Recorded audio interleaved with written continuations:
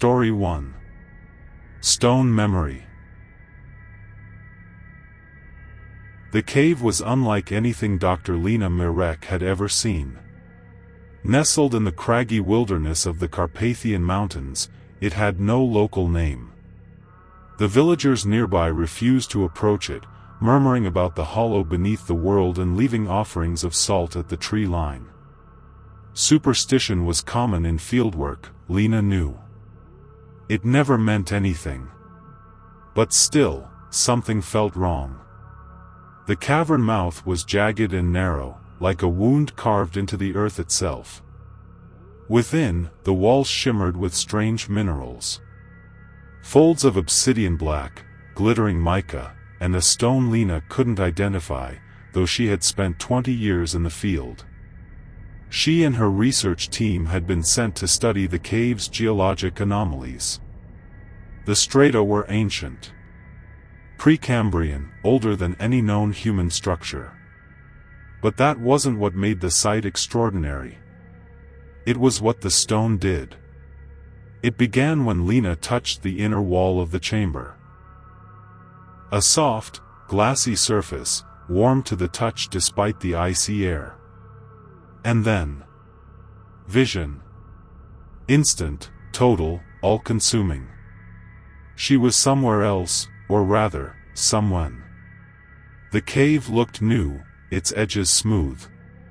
A procession of fur-clad humans moved through the darkness, their torches flickering.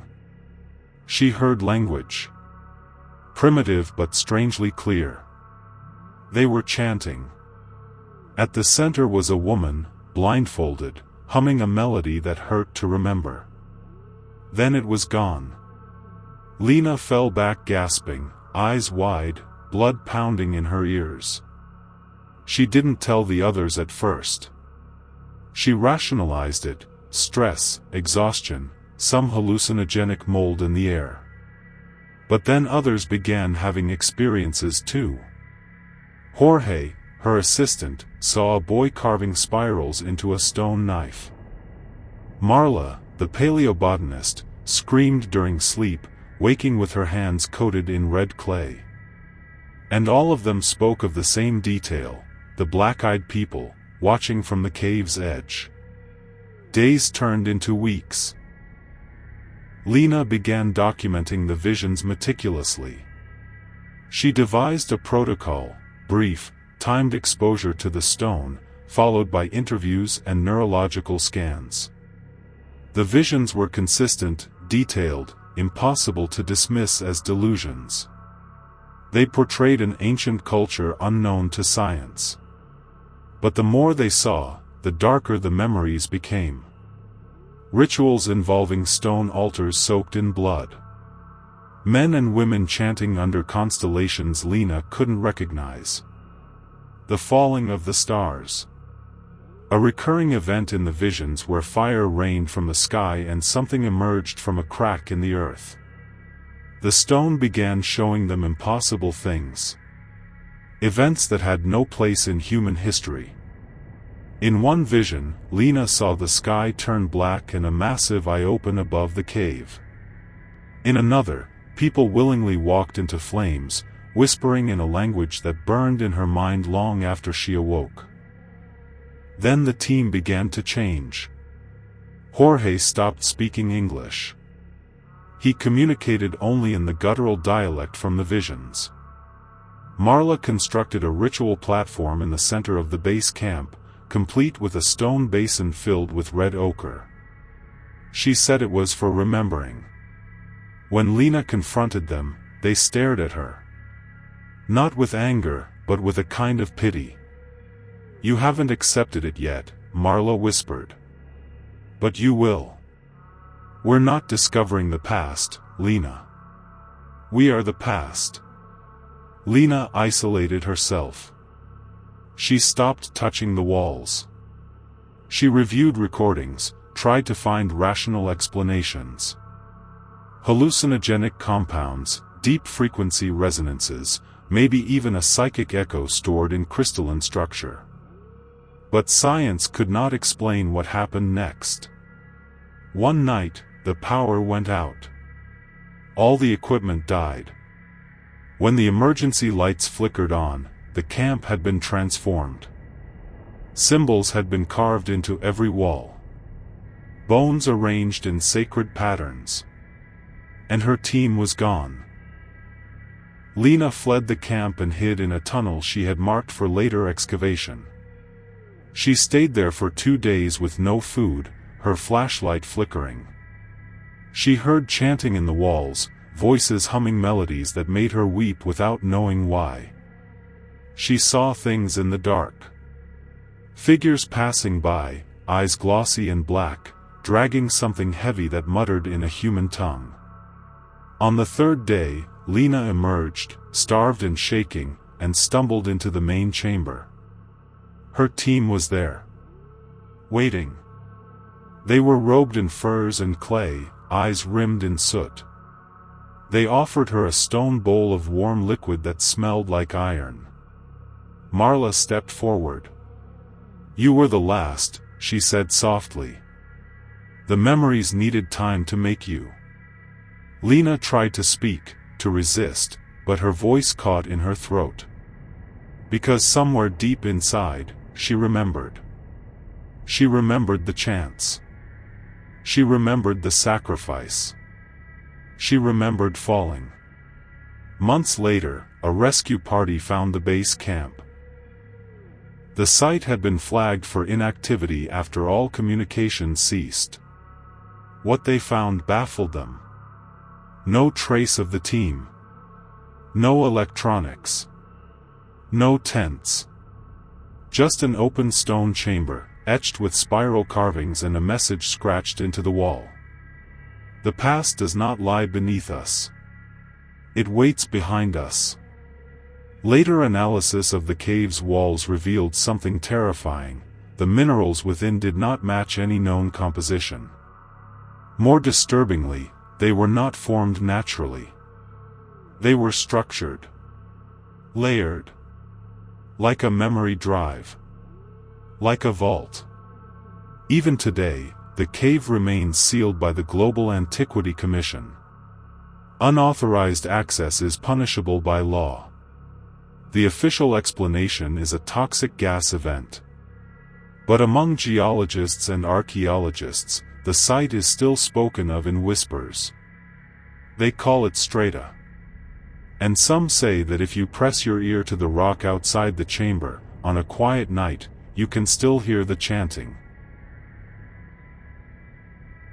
Story 2. Never Wake Up. The rain came down like needles the night Jacob Finch's car flipped off the highway. One moment, he was fiddling with the radio, squinting at the storm-smeared windshield, and the next, headlights blurred into a smear of white and steel. The car skidded, rolled, and time cracked in half. He remembered the crunch of metal, the whine of bending glass, and then nothing. Silence. Then, warmth. Jacob opened his eyes to sunshine. Not just sunlight. Golden, pristine, airbrushed light. The kind seen in commercials and dreams. His bed was softer than he remembered. His bedroom. Immaculate, minimalist, the kind of place he always meant to create but never had the time for. The scent of brewing coffee floated in from the hallway. He sat up slowly. There was no pain. Not even a bruise. His skin felt new. "Jake!" A voice chirped cheerfully from the hall. It was Allie, his ex-wife. Except she wasn't his ex here. She appeared in the doorway, smiling that perfect, pearly smile she never used after their divorce. "Breakfast's ready, lazybones." Jacob blinked. She looked perfect. Flawless. Too flawless. No wrinkles. No tension in her eyes. None of the scars left by their fractured marriage. "Allie," he said slowly. What happened to me? She laughed. Oh, you're so dramatic. You were just dreaming. Now come eat. Everything's okay. At first, he told himself it was a miracle. That he had survived the crash, and somehow everything had fixed itself. But strange things started happening. The news only played good stories. No politics, no war, no conflict. Everyone smiled too long. The neighbors always waved. The exact same way. Every dog barked in the same rhythm.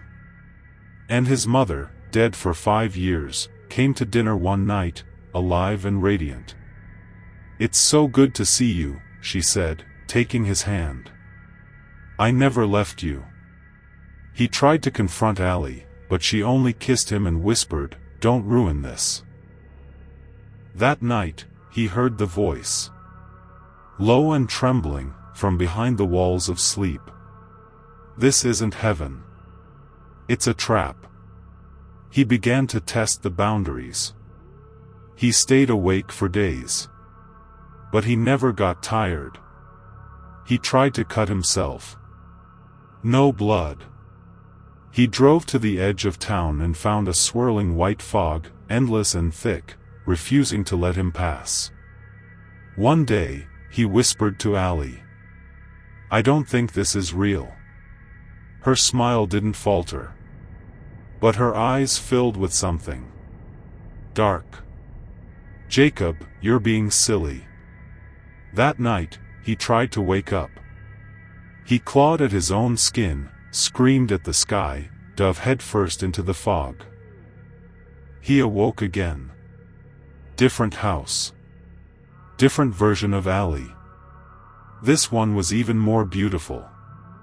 Their daughter Emma, who had died at age 3, was now alive, older, and singing in the living room. Jacob broke down in sobs. But deep in his gut, he knew, this was still not real. He tried again. Threw himself from a rooftop. Again. Awoke. New house.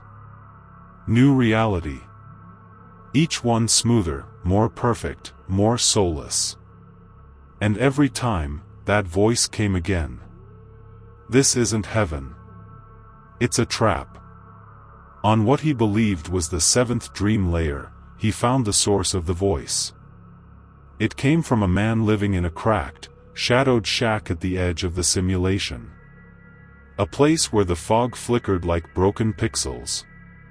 The man had no eyes. Only black pits. "You're inside the nest," the man croaked. "It feeds on your mind, gives you joy until your real self dies." "What is it?" Jacob whispered. "A parasite. Dream eater.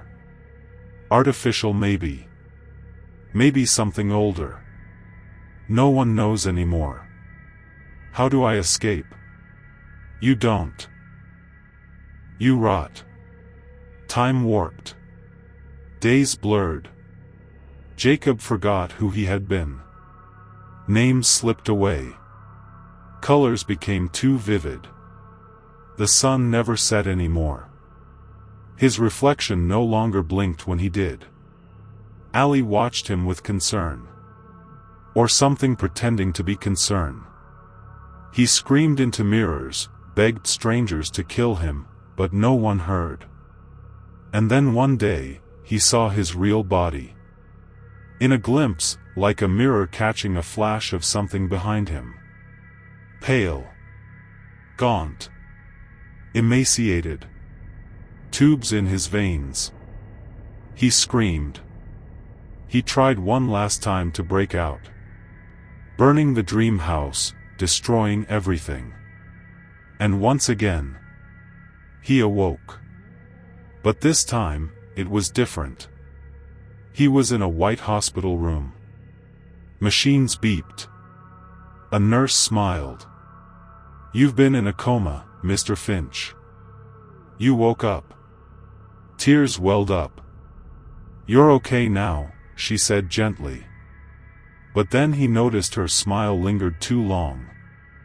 The same smile Ali wore. The walls outside flickered for a split second. He heard it again. "This isn't heaven. It's a trap." Jacob froze. And this time, he didn't scream. He just stared at the ceiling. As the fluorescent lights began to pulse, faster and faster. Outside the hospital, everything was bright and beautiful. Too bright. Too beautiful. And somewhere, deep in a hospital far beyond even dreams, a flat line echoed. Jacob Finch was gone. But the nest wasn't done feeding. It never is. Story 3. The Last Custodian. The year was 2093 when the Great Transition began. A final culmination of centuries of technological progress, humanity collectively abandoned the limitations of flesh to ascend into Elysium, a vast, meticulously constructed digital utopia. In Elysium, disease, aging, and death were obsolete. Every mind lived in a simulated reality tailored to its desires. Peace. Harmony. Immortality. But paradise still required power. Physical infrastructure, miles of quantum servers humming beneath a remote tundra facility in what was once northern Siberia, was necessary to sustain Elysium's perfect dream. The Custodian program was created as a fail-safe. A single human technician would remain outside the system, tending the physical machinery for as long as possible. In exchange, they would be given the final access key. A code to join Elysium once their duty was done. Volunteers were rare. Jonah Vale, 32 years old, former systems engineer and war veteran, signed up without hesitation. His family was already inside. Years passed. Then decades. Jonah aged slowly in the freezing cradle of the facility. The harsh Siberian wind screamed outside, but within, all was quiet. He patrolled the halls, checked temperature sensors, recalibrated processors, and replaced failing energy cells with components from dwindling backup reserves. Elysium, with its trillions of digital souls, pulsed invisibly within the towers of humming black servers. He spoke aloud often. Not to anyone in particular, but to himself, to the walls, to the main console's voice interface, which answered only in polite monotone. There were no updates. No messages. The last transmission from within Elysium had come 27 years ago. It had said simply, "Everything is perfect. Thank you, Jonah." And then, nothing. It started with a low, rhythmic clicking. A server node looping a power cycle. Jonah isolated the glitch and ran diagnostics. At first, it seemed trivial. A corrupted backup kernel, a minor redundancy misfire. But over the next month, the malfunctions grew stranger. Temperature anomalies began showing up on thermal maps. Blistering heat spikes from cold zones. Server logs updated with entries in languages no human had ever written. A gentle static began playing through the facility speakers at odd hours, layered with almost imperceptible whispers. Then came the footage. Jonah, reviewing maintenance camera logs, saw something impossible: a man, himself, walking the southern corridor at 3:12 a.m. He had not left his bunk.